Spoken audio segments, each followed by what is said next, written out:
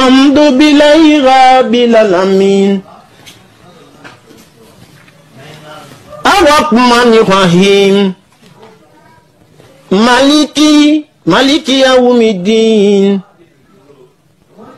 iyyaka na'budu wa iyyaka nasta'in ihdinas siratal mustaqim siratal ladzina an'amta 'alaihim ghairil maghdubi 'alaihim waladdallin.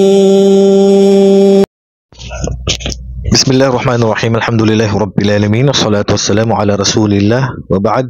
Assalamualaikum warahmatullahi wabarakatuh. So bibigyan natin ng reaction itong video na to na nakita ko. Actually, hindi ko po alam kung anong sekta ang ganitong paniniwala na ganitong paraan ang kanilang pagsasagawa ng sala. At sa tingin ko, ito pa yung mga Indonesian. At nakatakip ang kanilang mga mukha sa kanilang pagsasagawa ng sala. Subhanallah. Para sila mga babae. Para mga babae na nagtakip ng ulo, mukha, na hindi man nakikita ang kanilang mga mukha sa kanilang pagsasagawa ng sala.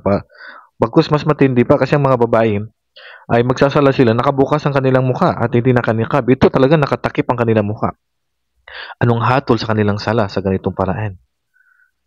At ano bang sekta ito? Actually, kung anong sekta, hindi ko po alam anong sekta ito. Pero ang pag-usapan natin dito tungkol po sa pagtanggap ng kanilang sala. Kung ang sala ba nila dito ay tanggap o hindi po tanggap. Ang Propeta sallallahu alaihi wasallam sabi niya, naisalasin Abu Hurairah radhiyallahu anhu anna Rasul sallallahu alaihi wasallam naha an yughatti ar-rajulu fahu fi salah. Ipinagbawal ang Propeta sallallahu alaihi wasallam sa lalaki na takpan ang kanyang ilong, bunganga sa loob ng sala. Ang kanyang bunganga sa loob ng kanyang sala. Ibig sabihin, katulad ng paggamit ng mask o pagnininja ay ipinagbawal ito ng Propeta sallallahu alaihi wasallam. At ipinagutos din ng Propeta sallallahu alaihi wasallam na tayo ay magsujud sa pamagitan ng sab'atu a'dhum, which is ang ating noo, dapat makasujud yan, ang ating ilong, ang dulo ng ating mga daliri, ang ating tuhod, at ang dulo ng mga daliri sa paa. At ipinagutos yun. Kaya ngayon sa mga eskwela, pag hindi nakasujud ang kanyang noo halimbawa, o hindi nakaharap ang kanyang daliri sa sujud, katulad ng Shafi'iyya, ay hindi tanggap ang sala para sa kanila. At ang pinakamababang hatol sa ganitong paraan ng pagsasala ay makruh. Hindi po kaaya-aya ang ganitong pong paraan ng pagsasagawa ng sala na nakatakip ang kanilang mga mukha. Pinakamababang hatol ay hindi po kaaya-aya, which is makruh ang ganito pong paraan ng pagsasala na tinatakpan ang kanilang mukha. Pangalawa, ang ganitong paraan ng pagsasala ay panggagaya po sa mga babae kasi ang mga babae lang naman pong nagtatakip ng ganitong mahaba sa kanilang katawan. Tashabbuh bin nisa. Subhanallah.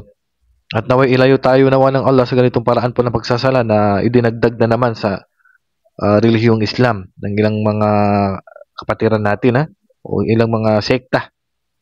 Hindi ganito dapat ang pamamaraan po ng pagsasagawa ng sala. At pangalawa, yung matatakpan yung mata mo at hindi mo makikita yung pagsasagawaan mo ng sujud, ang hatol dyan makruh.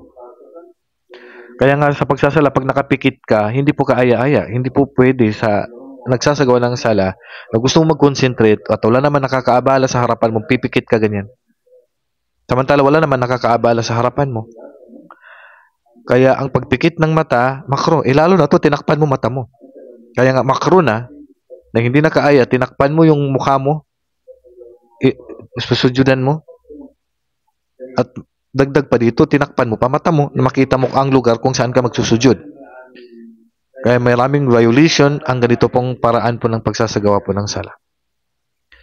Subhanallah. So, naway ilayo tayo nawa ng Allah sa ganito mga sekta at pamamaraan po ng pagsasagawa ng sala, at naway dagdagan pa nawa ng Allah ang ating kaalaman para malaman natin ang tama at mali, lalo na sa ating pagsasagawa ng sala, kasi napaka-importante po ito sa ating relihiyong Islam.